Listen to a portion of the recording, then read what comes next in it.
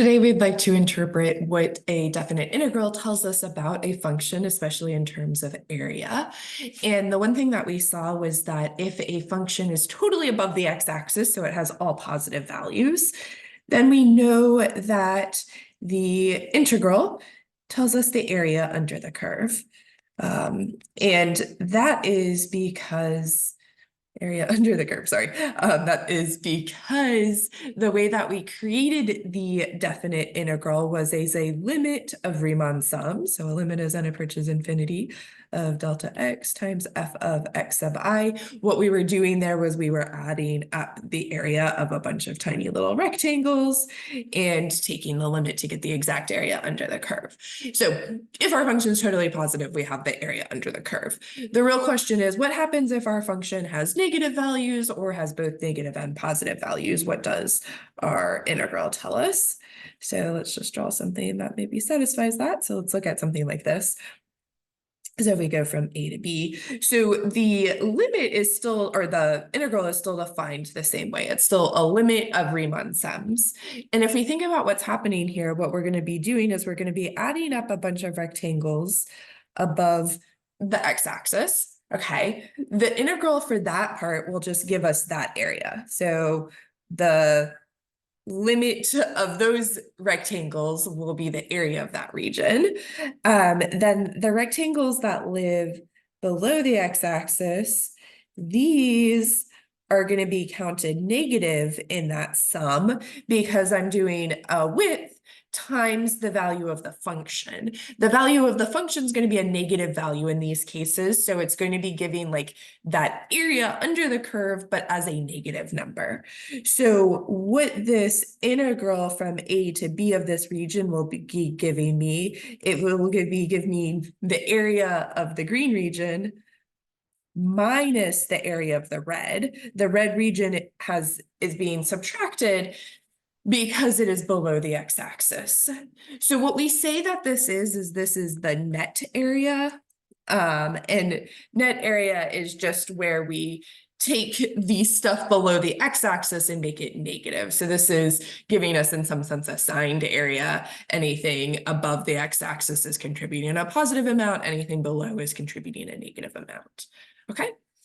So if we wanted to find the like actual area without pluses and minuses, we would need to put absolute values, and then that would give us the actual area between the x-axis and the graph. Okay, so let's look at this example. So they tell us that the area of the red region is 4, the area of the red-blue region is 6. Okay, so if I'm looking at the integral from -2 to 3, -2 to 3, that's just that red section. That's going to be -4 because everything is below the x-axis there. So we get that area, but we report it as a negative number.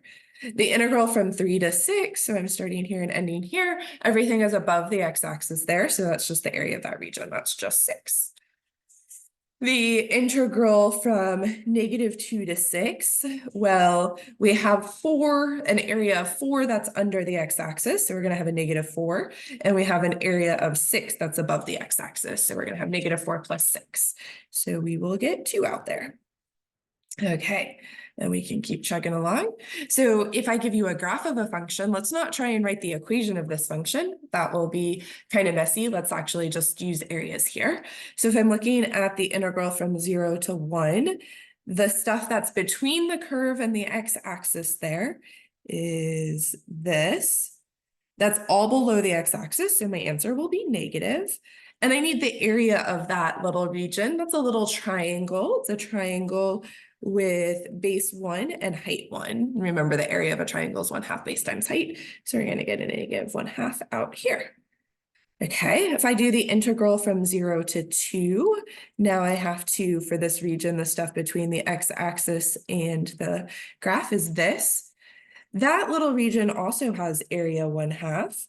So I'm going to have a -1/2 from the stuff below the x-axis plus 1/2 from the stuff above the x-axis. So we get 0 out here. So the net area in this case is 0 because the stuff above and below the x-axis cancel each other out. If I'm just looking at the integral from 1 to 2, that will just be the +1/2. Integral from 2 to 3, that looks like that's going to be 1. That's just that little square. Integral from 3 to 5. So to go from 3 to 5, we have this little region and this little region. And so let's write this up here. So the integral from 3 to 5. Let's say that this, that looks like that's at 3.5. So the width of that triangle is 1/2 and its height is 1. And then this little guy down here is a triangle as well. It's going to be subtracted. We'll subtract the area of that triangle. So we have 1/2, and then the width looks like it's 1.5, 3/2, and the height is 1. Okay, so we get 1/4 minus 3/4. So -2/4, -1/2. Okay, so let's do so we just did that one. The integral from 3 to 4. So if we do the integral from 3 to 4, that's going to be this area minus this area. Those two areas will cancel out just like that second part did. So that will be 0 again. And then the integral from 0 to 5, that just means I have to include everything. So this one was 1. Let's see, we know from 3 to 5, that whole region was -1/2. So we can just add. So I'm going to have a 1/2. Oh, that's a -1/2 from this piece, a +1/2 from that piece, a +1 from here. And then all the way from 3 to 5 is -1/2. So I'll just subtract that whole 1/2. You could break this up into smaller pieces. I'm just being kind of lazy. So the 1/2 will cancel out. We'll have 1 minus 1/2, which will give me 1/2 for that last part. Okay, so hopefully this seems kind of reasonable. We're just looking at areas under a curve. I really like these kinds of problems. In class, we'll also explore a few properties of integrals.